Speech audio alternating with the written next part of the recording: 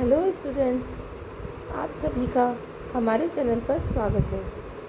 आज हम हिंदी की क्लास 4 बुक का आकलन नंबर 2 देखेंगे। यह आपके प्रीवियस चैप्टर्स मेरा गांव, मेरी जैसलमेर यात्रा, बोलने वाली मांद और पत्र पर आधारित है। तो यह ऐसे चालू होता है। पहला प्रश्न है, चित्र को देखकर इसका अपने शब्दों में वर्णन कीजिए। देखिए, यह चित्र है। इसमें कुछ लोग और जानवर, बच्चे नृत्य कर रहे हैं। तो इसका वर्णन इस प्रकार होगा।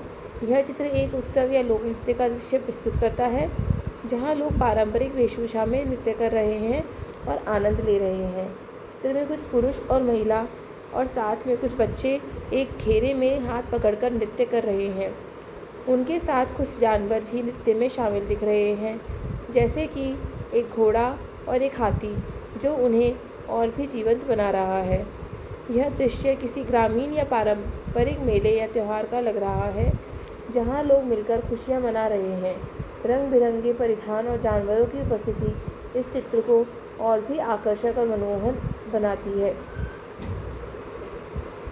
नेक्स्ट है, नीचे एक विज्ञापन दिया गया है, इसे पढ़िए और बताइए।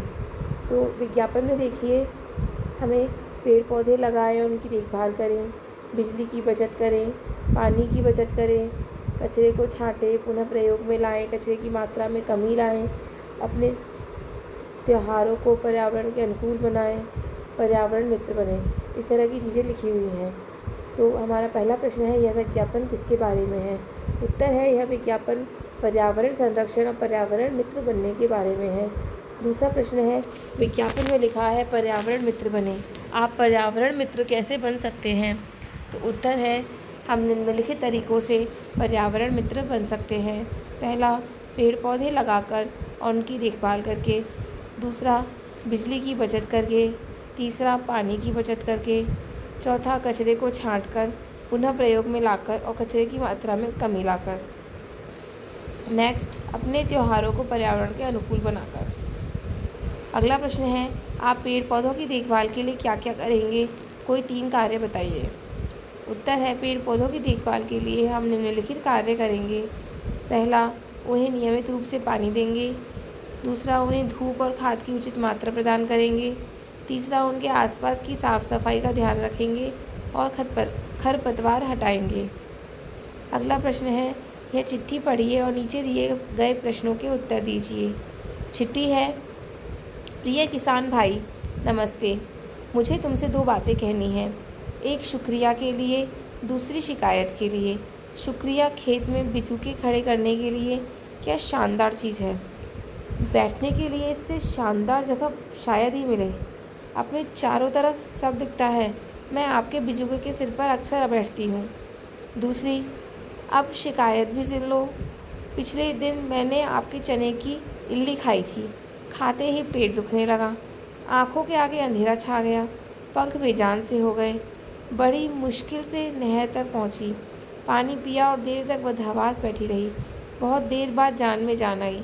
इल्ली तो बड़ी स्वादिष्ट लगती थी, अब क्या हो गया? कहीं हम इसी कारण कम तो नहीं होते जा रहे? आप भी तो यही खाते होंगे।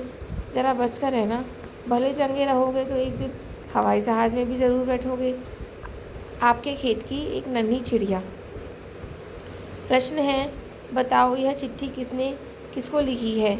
उत्तर, यह चिट्ठी खेत की एक नन्ही चिड़िया ने किसान भाई को लिखी है। दूसरा प्रश्न है, सोचो खेत में बिचूका क्यों खड़ा करते होंगे?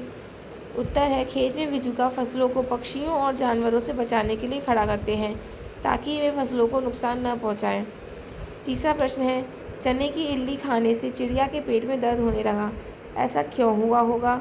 उत्तर है, चने की इल्ली खाने से चिड़िया के पेट में दर्द होने का कारण इल्ली का जहरीला होना हो सकता है, या उसमें किसी प्रकार का रसायन, कीटनाशक मिला ही होना हो सकता है, जो चिड़िया के लिए हानिकारक था। सोचो और लिखो। पहला प्रश्न है, मेरा गांव कविता का सार अपने शब्दों में लिखो।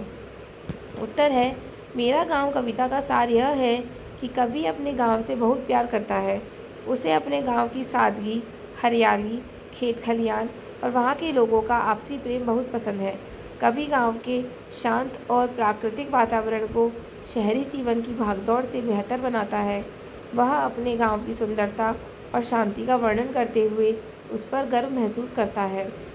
दूसरा प्रश्न है, पटवों की हवेलियाँ कहाँ पर हैं? इनकी विशेषताएं भी लिखो।